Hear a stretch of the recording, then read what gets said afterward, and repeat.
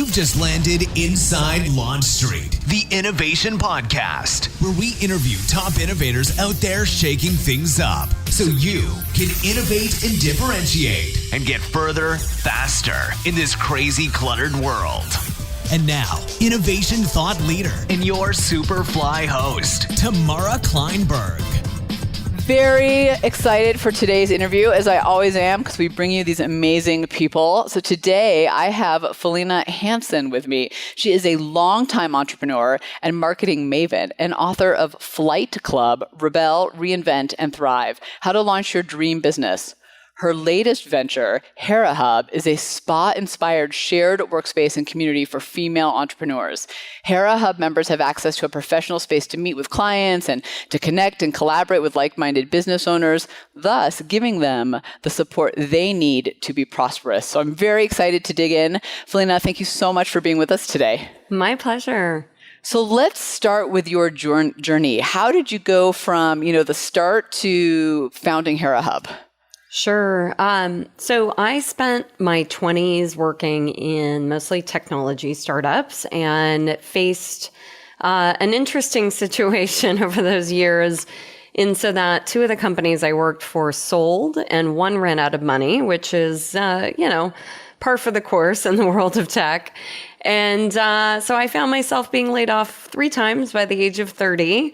Wow. Yeah. Fun, right? Like, yeah.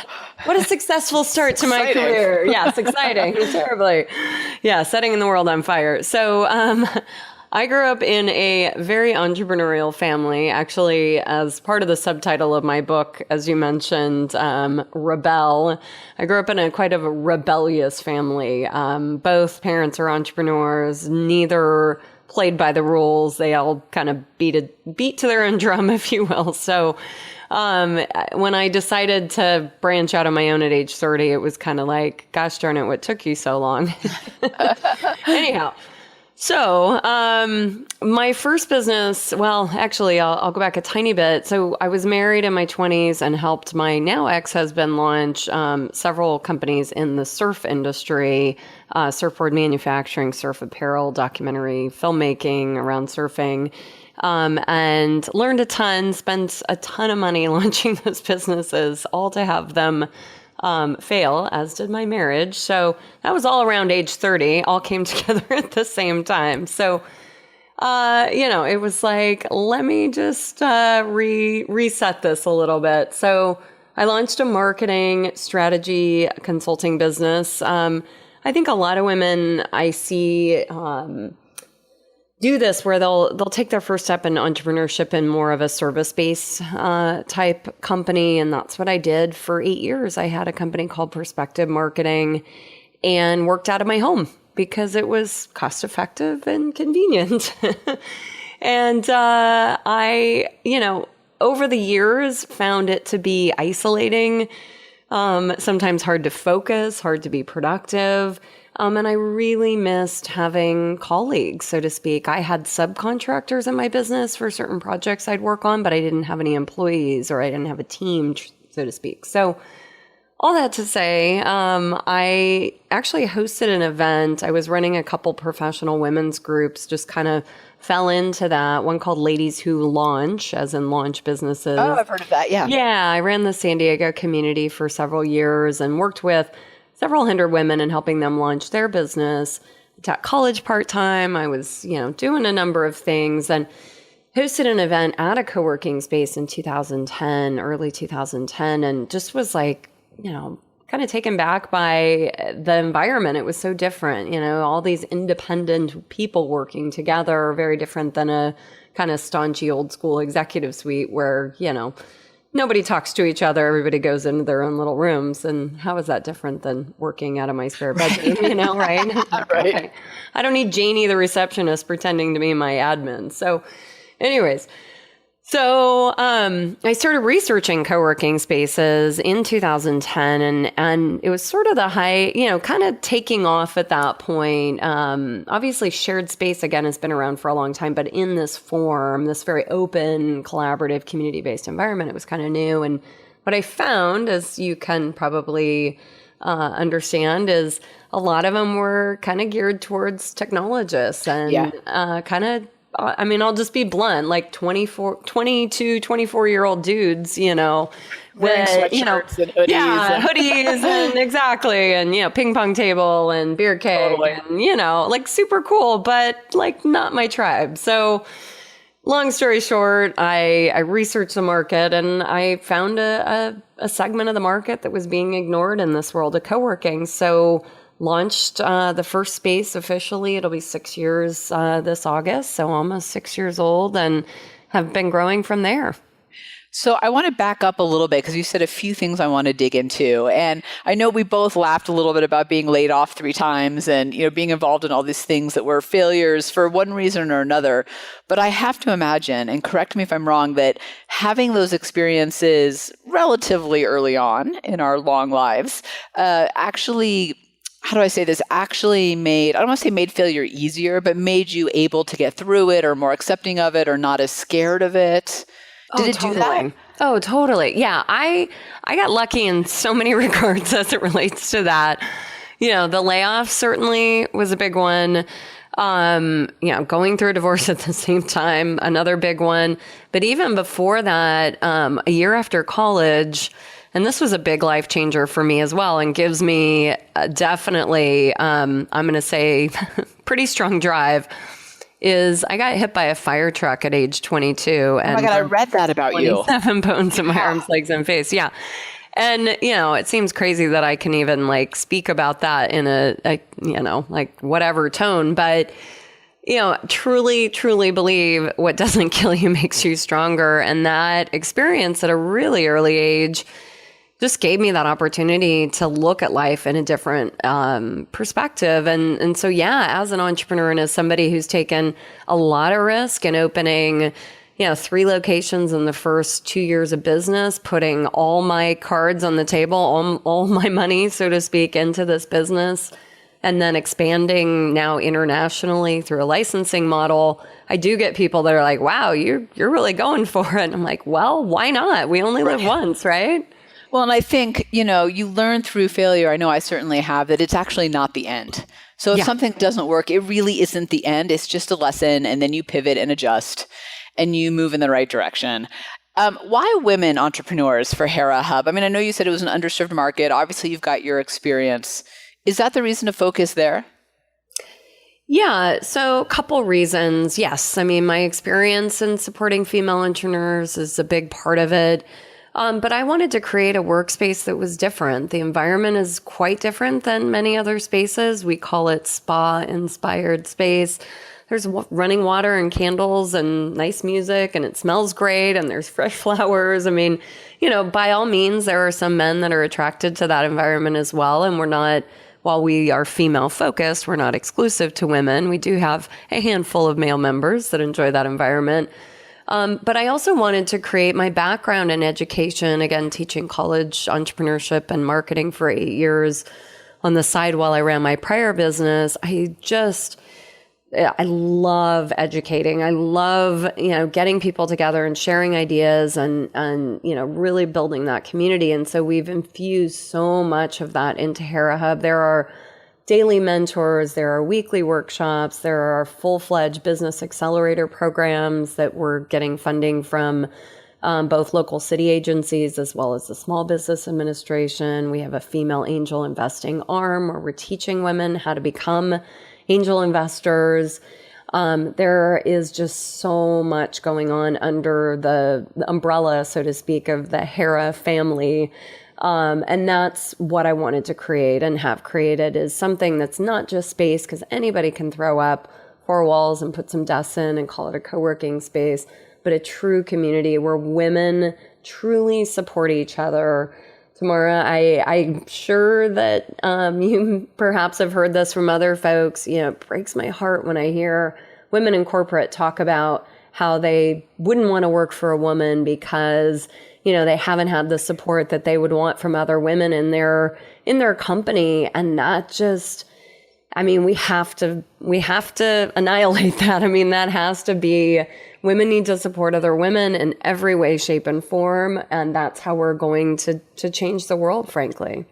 Do you think that's an issue of stereotype or an issue of conditioning? Because I do know what you're talking about, and I'm 100% with you, and I do everything I can to support aspiring female entrepreneurs, any chance I can get, or innovators of any kind, intrapreneur, entrepreneur.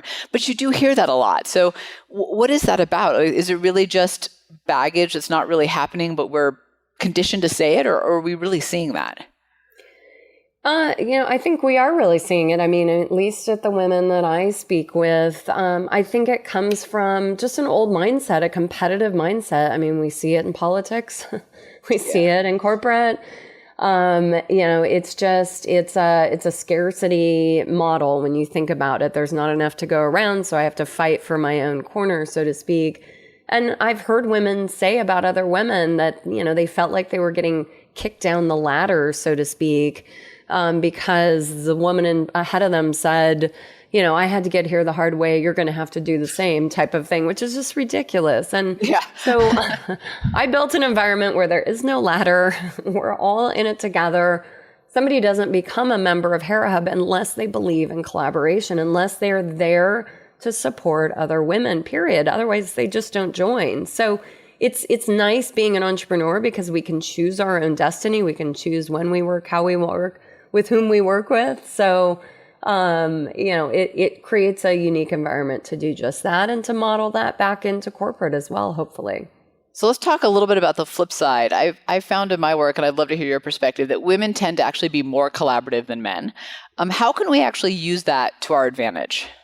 Oh, yeah, 1,000%. I would agree with that statement in so many ways. I mean, we're stronger together. Launching a business is hard. It's so difficult. It is. And doing it in isolation in your spare bedroom is almost impossible. I mean, and women and not fun. It takes all the fun out of it. It does. And women are sadly very good at questioning themselves and not, taking some of the confidence that they should have forward into their business. And so being around folks that are going through the same thing, that can share their experience with you, a like-minded community, is just critical in launching a business. So yes, women are naturally collaborative. We're naturally, connectors, tribe builders, if you will. I mean, take us back to the, whatever origins of time you want to speak to. We were the connective tissue, so to speak, and that still stands today. You hinted at it a little bit with the, kind of not taking risks and maybe not owning our wonderful confidence. What are some of the other myths or hurdles that you think women need to overcome to pursue their entrepreneurial dreams? Yeah, that in and of itself is one of the biggest things that women I see sometimes we're our own worst enemies. We just are not, we're not as confident as we should be. And we're very good at, making sure everybody else is taken care of in our lives, oftentimes putting ourselves last. We're people pleasers. I talk about this a lot in some of the talks I do, this internal versus external locus of control.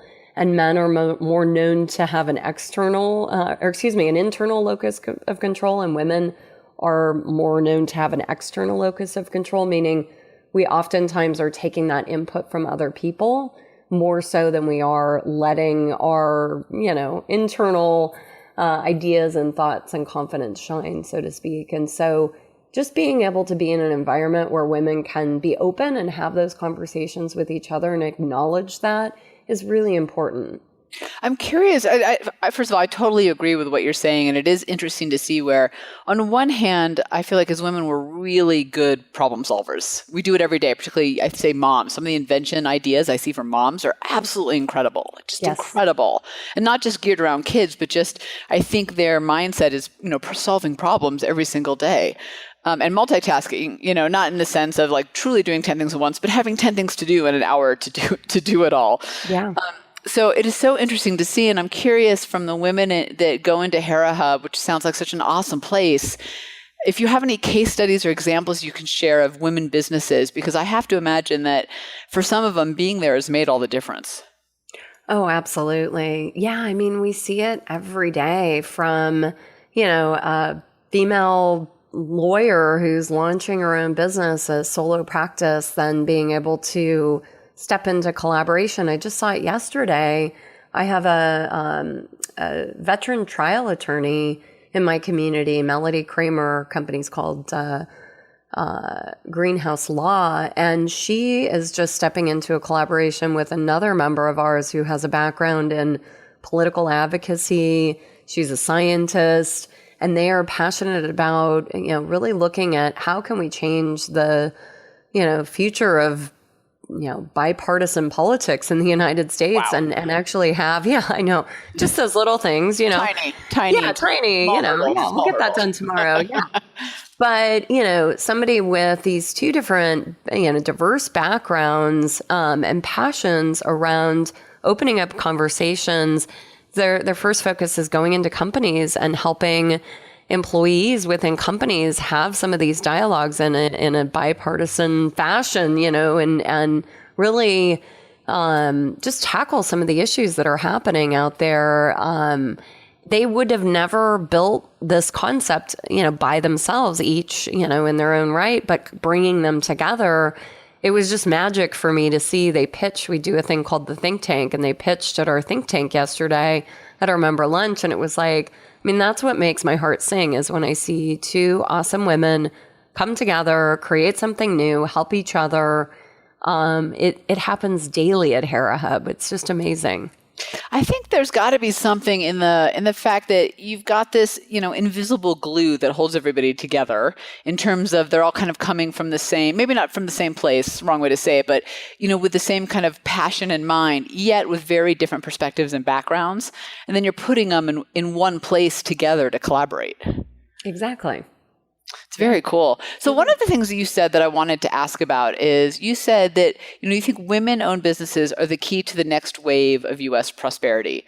Tell me more about that.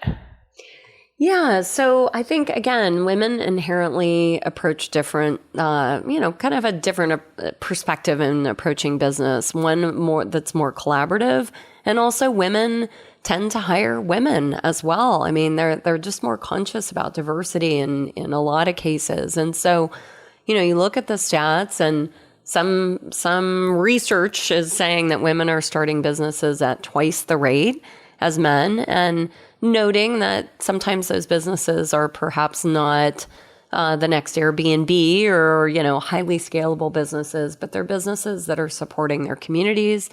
Women are hiring other women.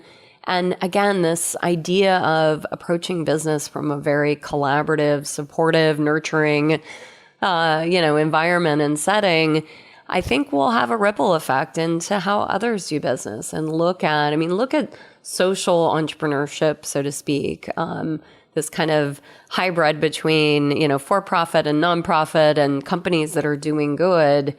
That's a mantra that most women go into business with. And so, again, I think that's going to just change the tone of how we do business across the board. So that's interesting. So if I hear you right, you're saying that women-owned businesses tend to be more socially minded out of the gate. Absolutely. Versus something they have to work into because it's a good marketing idea. Yeah, because most women are starting businesses because they see a need and they want to help other people. Yes, making a profit is important, but most of the time they're looking at what the opportunity is and how can they help others. And then we, kind of help them find the profitability within that. So I will say the opposite side of the coin. I meet some women who are so focused on that they kind of forget the profit part of it. And that's what we do a lot of education on and a lot of mentoring and coaching on at Hera Hub is, this is a great idea, but let's run the numbers and, how can we make sure this is sustainable? So, yeah. That's the lesson you get over time with business, isn't it? Someone said to me once, and this is a quote attributed to some ancient philosopher, I don't know who, but they said this to me, and this changed my view about that, because I used to, not that I'm not passion driven now, but that used to be the only driver versus one of the drivers. And they said to me, yes, Tamara, but it takes profit to make change. I was like, oh, and that was when I really realized that I needed money to still be in business to make the change I wanted to make down the road. Mm-hmm. Absolutely. Because with that, I look at my business. I have an amazing team of 6 awesome women, and I'm able to provide them an opportunity for, an income, but also, to learn and grow as we grow. And then the ripple effect into our members and other things. I mean, that's why I get the question all the time, are you a nonprofit organization? And while we do have 2 separate entities that are nonprofits, the core of Hera Hub it's a for-profit company. And so that if I'm teaching women how to launch a profitable business, shouldn't I be running a profitable business as well? Right. Yeah. You know what? That's an excellent point. I hadn't really thought of it that way, but you're absolutely right. Shouldn't I model what I'm teaching them to do? Exactly. Instead of asking for handouts all of the time, grants and things of that nature, there's so many well-deserving organizations and people out there. I'd rather teach somebody what I've learned than, try to model something else. It's interesting. I last week got a call from a women's group asking me to speak, but they don't pay. Mm-hmm. And I said, okay, well, what's the theme of the conference? And they said, it's success, achieving your goals. And I thought, well, that's great, but help me. So I asked them, I said, help me understand if that's what you're teaching them, how come I should be donating my services as a woman-owned business? I mean, isn't that contradictory to what the point of the conference? So nonetheless to say, I will not be working for them. And it's probably not the right fit, but I feel like they need to come talk to you on what you just said, because I really do think that the modeling part of it is something that I think we as innovators and women innovators in particular need to remember, that this is about building a sustainable business so that you can do what you love to do in the way that you want to do it, but you have to keep doing it. Exactly. So what do you mean when you say lean out? And why do women need to do it? I love that. I'm so curious because, all the rage around lean in. So I'd love to hear lean out. Obviously, I'm playing off of that. So as many may know, in the book, Sheryl Sandberg's book, Lean In, kind of the gist of the conversation is, just dig in, lean into the table, get involved in your company. She's very much talking about an employee role in that book, so to speak. And so playing off of that, I'm encouraging women to lean out of their corporate environment, their JOB, as I like to say, and launch their own business, launch their own dreams, take something that they're interested in, that they're passionate about and can be profitable, and, pave their own path, so to speak. It's, when I saw this question and something for us to talk about, I was like, ooh, excellent. Because I love her work, Sheryl Sandberg's work. I really do. And I love Lean In. However, what I'm seeing, and I think what you're referring to, is a lot of women who are saying, wait a minute, why am I going to spend 20 years on an uphill battle with a company that's going to be slow to change when I could just go do my own thing? And I have an idea and I can go do it.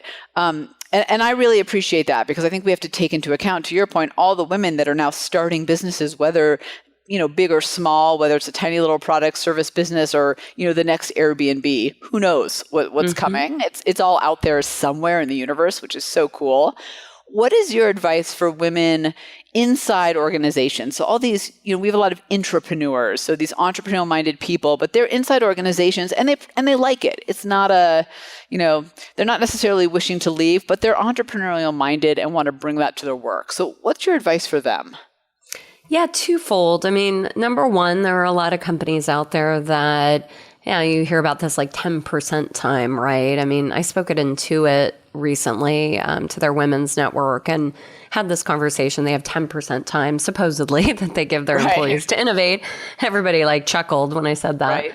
But so, can you innovate within the company? Can you, and ask, I mean, there goes lean in, right? Ask about, bringing some of your ideas to market for the company, within the company. I'm actually talking to Illumina, one of San Diego's supposed smartest companies, biotech firms here. And with that same message is, what can you do under the umbrella of this company? And just ask for permission, or just do it, frankly, I mean, in my book, but, ask for the opportunities that you see there. And then the other thing is, if you don't get the support that you need from that company to do that, I know, we're moms and we're busy and there's a lot going on, but, can you start a side business? Can you start consulting on the side or doing something on the side that can build that fulfillment and potentially build into something that you could lean out eventually and do full time. It's the whole permission thing is such a backhanded thing, isn't it? Because on one hand, it's important. You got to get buy-in from people, particularly people, your leadership, or people who have to take your idea down the road and implement it. The flip side is it's usually the first place we get shut down when trying to do something maybe a little more bold or a little more innovative. And I always talk to people about, get that duct tape and that scented marker out and bring it to life just one step. Find one little corner in your office where you can prove the viability of your idea. Not, roll it out completely, not engage it across all the stores. Literally give me a hint of proof, because as someone who's been on the other side of that table, when you come to me with a hint of proof, I'm way more willing to say yes than I am on an idea that looks totally insane on paper. True. Yep. Really great point. So how can someone make the transition from fear to future? I feel like you've done that really well. Yeah, it's a tough question to answer because it's going to be different for everybody. But it starts with believing in yourself and just having that confidence that you can do it. And surrounding yourself with the right people, I think, is the critical piece. Don't try to do it on your own. Build community, find a co-working space in your city, or if nothing exists, then build a Hera Hub in your city. Find the support and resources that you need. Don't try to, go at this solo. Something you said sparked a question that's going to take us back a little bit in the conversation. Sure. But when you started Hera Hub, and as you've transitioned to being really a very successful business with multiple locations and, more coming your way, what do you think some of the big lessons you've had along the way that we as, aspiring entrepreneurs on the front end of our journey should pay attention for?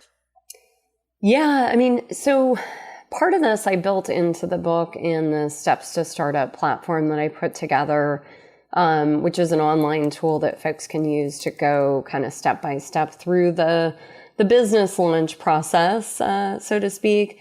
But a few of the tips that I like to talk about with women, especially, the concept of work-life balance always comes up, and almost any time I'm talking to somebody, doing an interview, sitting on a panel. And what I like to encourage women to think about is work-life integration. How can you bring what you love to do, your business, everything you're passionate about in, and bring your family along for the ride? Get your kids involved, right? Don't try to compartmentalize things. And I think women especially, we do tend to blend everything together. Be careful of the imposter syndrome. And I think Sheryl Sandberg talks about this, I think, a little bit in her book, and a lot of other folks have. Feeling like a fraud, basically. So many women, and even Maya Angelou and Tina Fey and some of these really well-known women have talked about, they feel like a fraud. Somebody's going to find me out type of thing. And it sounds crazy to even say that, but I talk to so many women who have that feeling of that they're acting like somebody that they're not. And I don't know that as many men have that challenge, so to speak. And a couple others, instinct, trust your instinct. Women have tremendous instinct, and oftentimes we try to suppress that and ignore it. And that really is doing ourselves a disservice. And then last but not least, keep doubters at bay. I like to say, when you have a business idea, you may tell your uncle or your cousin or your husband or wife or whatever, your neighbor. And a lot of times people have their own fears, and they'll say something like, wow, I don't know, that sounds risky. Maybe you should just keep your day job, those types of things. And that can kind of squash an entrepreneur, a wantrepreneur in the early stages. So, I always like to say, thank you for your advice. I appreciate your input, but try not to take that too personally, because people are going to, project their own fears onto you in sharing some of these ideas. Isn't that amazing how that happened? I just had that happen to me yesterday. So if I sound a little speechless, it just brought me back to this memory of I was sharing with someone something that we're about to launch and kind of go to the next level with. And they were like, "Are you sure you want to do that? It sounds a little too big." And I thought, what? Who are you? Are you kidding me? But I had that moment of, oh my God, they're right. And then I realized kind of what you were saying. It is amazing other people's mediocre baggage and how they like to place that on you when you're going for something big. And I think just to kind of bring that back to Hera Hub, I think that's why supportive environments are so important, because you have for lack of a better term, a safe haven to go to where people are truly trying to push you up and help lift you versus kind of keep you at their level with their baggage. Exactly. Yep. You said it perfectly. So how do you find a tribe to support you towards success? Is it about getting to a Hera Hub? How do you weed out the one that should be in your tribe? Yeah, good question. I mean, I think as women, going back to that instinct, we kind of inherently know. I mean, when you walk into an event and you meet some folks, you kind of have a sense of, are these people, do they think like me? Are they like-minded? And again, I want to pose the opposite of that, which is sometimes it's good to surround yourself also with people that think differently, of course. We don't want to all think the same, that can challenge you. And so with that, finding folks that are going to help you grow, right? Maybe they're one step ahead of you in their business. I mean, that's why I think environments like Hera Hub work, is we've got women from, hey, I have an idea, to women who have been in business 20 years and are selling their business and going on to the next thing. And so that exchange of information from members who were 22 to 71 years old is really, really important. You started talking a little bit about mindset in there. So I want to dig into that a little bit, because I think oftentimes with entrepreneurship and with, going after something and tackling that every single day, a lot of that is about mindset. So how do you get someone to transition from that more, what's the word I'm looking for? I've got it in my head. Oh, shoot. And now I lost it. This is the problem with interviews where you get so digging, because I'm like, she said it and then I lost it. Darn it. Yeah. It was right there. Here it is. Okay. It came back. How do they shift their mindset from, that more kind of keeping close, playing it safe, to being ready to take the leap? Because isn't a lot of that mindset at the end of the day? Yeah, no, it is. I mean, you have to be comfortable with being uncomfortable as an entrepreneur.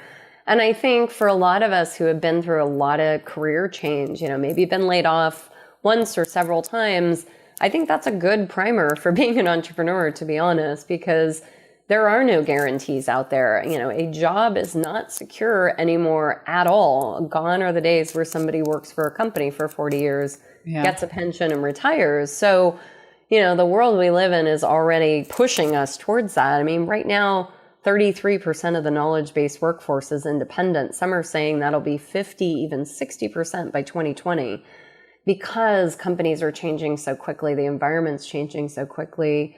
So, I tell people, learn how to become an entrepreneur and you will never be unemployed, right? You'll always be able to, put food on the table. You'll always be able to think differently.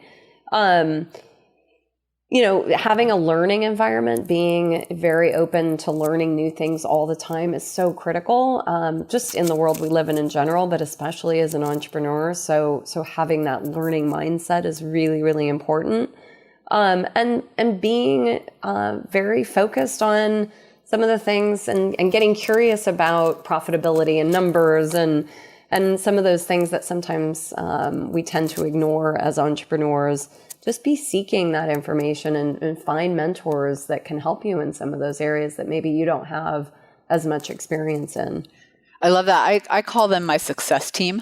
Yes. And I found 3 people who could help me. They've built businesses to the level I'm trying to build mine. One has got the kind of opposite skill that I do. And I really tap them to help me be successful, because I don't have all the information, all the knowledge and all the ideas on my own. I recognize that. And I need other people to bounce ideas off of, who are not, stuck at my desk every day looking at the information the way I'm looking at it. And, you said something that I think is really important just to pause, which is, if you are an entrepreneur, you're going to have work for the rest of your life. You're not going to starve.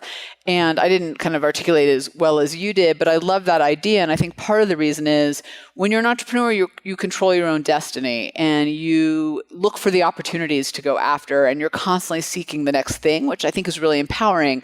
And I think also if you take that entrepreneurial mindset and you're part of a team, you're the one bringing those innovative ideas and solutions to the table. You're not just doing your job. And, when I look at organizations, and you were talking about the shift in kind of how we're hiring and who we're hiring, it's people who are being hired, and the ones who always have work are the ones who are innovative in how they approach things. It's not about a specific skill or doing your job. It's about being able to solve those big problems and go after those big opportunities. Exactly. Yeah, that's put very, very well. Thank you. What is servant leadership, and how does that lens change your style for the better? Yeah, I got involved in a servant leadership program right when I first started my I guess second business, if you will, Perspective Marketing in 2003. I went through a year-long training course, and what I found through that is women are actually natural servant leaders. We tend to really think about the collective, so to speak, and making a decision. How will this, decision affect not only myself, but my team and my community? And so servant leadership is not it's not foreign to women, frankly. I think most women actually model that, but I think it is sometimes a new premise in some of the more traditional business cultures, if you will, of putting your team first. I always describe our, what do you call it? I guess organizational chart at Hera Hub as I'm on the bottom. It's an inverse triangle, and I'm on the bottom because my job is to do everything I can to support my amazing team, who then in turn can support our incredible members, and then in turn extend that into sharing what we've learned over the last 6 years with women across the country and now across the globe in how to take this premise of the Hera Hub platform and build it for their communities, so our licensees, who then in turn can empower women in their own communities. So this idea of servant leadership has been around a long time, long time. But it has become, I think, more popular now again as this rise of social entrepreneurship has really gotten more notice, so to speak, in the entrepreneurial world. I love the idea of just flip the triangle upside down. So, Felena, this has been great. Where can people find you? Yeah, so herahub.com, Hera or Hera, if you're in Greece, being the Greek goddess of women. And then also the book is at flightclubbook.com, and it's available on Amazon. Awesome. One last question is, what's the one thing people would be surprised to learn about you? Could be hobby, experience, passion. Yeah, so I incite pop-up nightclubs in random places with some girlfriends of mine here in San Diego, usually on the street or sometimes in Chase ATMs. And we bring a rockin' stereo system and try to get as many people who are passing by to dance with us as possible. We've had up to like 300 people one night dancing with us. Where was that? Downtown San Diego. Oh my gosh. I love the idea of it. So all I need is like a 1980s boombox. Well, something a little bit. We have a Fender stereo system. And you're a little more sophisticated than that. My Spotify playlist. And because, you got to like draw people in, right? And so, yeah, it's just so fun. I mean, this last one we did here in San Diego a couple months ago, it was like a family friendly kind of thing. So we were playing family friendly music, so to speak. I had so many little kids come dance with us. It was, they were just like, they were so excited. They're like, oh my gosh, this is great. I was laughing the other day. I was at a wedding and all the kids, the minute the music started, jumped on the dance floor, and the adults took about 20 minutes to roll in. I'm like, what is wrong with us adults? Like, why aren't we just letting loose? Come on. Yeah, exactly. We need to go back to that childlike state. Now, do you post on Twitter or anywhere else where you're going to be, or is it totally just, here we are? I have a private, or I guess a secret group on Facebook that we have. sometimes we're taking over businesses that we probably shouldn't. And so I don't want to necessarily You don't want to ask for alert permission. the world. See? Yes, exactly. So a little sneaky, but maybe as Hera Hub grows, we'll do pop-up nightclubs across the U.S. and the globe. Well, I look forward to being in San Diego. Actually, I'll be in San Diego in October, so I will walk the streets All right. looking for the pop-up nightclub. Yes, indeed. Felena, thank you so much. This has been very insightful. My pleasure. Thanks for hanging out with us inside Launch Street. When you're ready to take your game to the next level, join the thousands of others that are upping their innovation edge on GoToLaunchStreet.com, the top online education resource and community platform for innovators looking to use innovation to get measurable results. Go to LaunchStreet.com.